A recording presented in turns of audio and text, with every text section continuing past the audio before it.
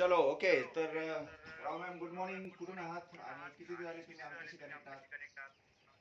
Good morning sir. मी राहू पाटील उमरवून बोलते. Okay. मी 6 महिने झाले मी गव्हर्नमेंट कंपनीच्या वर्कआउट सोबत मी जॉईन आहे.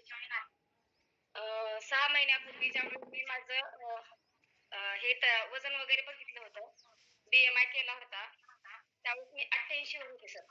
88 किलो वजन होतं माझं. ओके. Okay 88 kilo. आणि आज रोजी किती आहे? आज रोजी माझं 77 किलो वजन आहे sir. Very good. Very good, very good. करायचं आहे किती किलो कमी झालंय? इतर 4-4.5 महिने कमी झाले सर. या 4.5 महिन्यामध्ये 11 किलो वजन कमी केलं. ते तुम्ही रेग्युलर नाही आहे. ओके. रेग्युलर नसताना मध्ये 1 महिना गॅप मारला. येस. हा, आणि परत आता कंटिन्यू केले मी.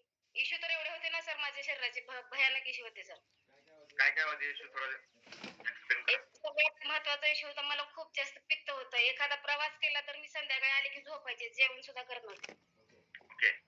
कुणी बोललेलं मला सहन होत नव्हतं किंवा लाईटीचा प्रकाश मला सहन होत नव्हता. म्हणजे एवढा मोठा प्रॉब्लेम माझा पित्ताचा होता. ओके. पित्त कमी करण्यासाठी तुम्ही काय काय घेतलं?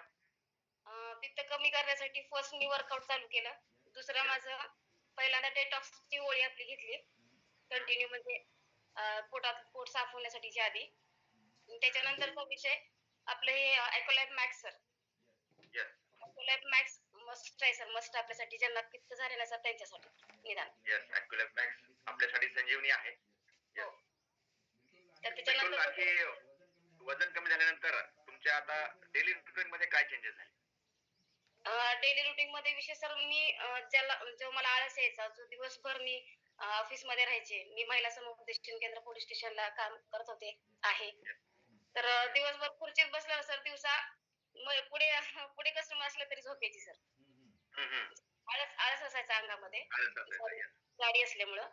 आणि इव्हन किती जरी आम्ही चलत गेलो पळत गेलो तरी आम्हाला ते वर्कआउट कधी वाटलं नाही. आता दिवस दिवस मी म्हणजे असं एकदम फ्रेश राहते. संध्याकाळी म्हणजे थकत नाही, करत नाही. आलं की निवांत झोपणं करणं विषय आहे. आणि पुढच्याला बोलण्यासाठीचा माइंड फ्रेश असतो सर माझा. येस. बढिया. म्हणजे एकंदरीत तुम्ही खूप खुश आहात.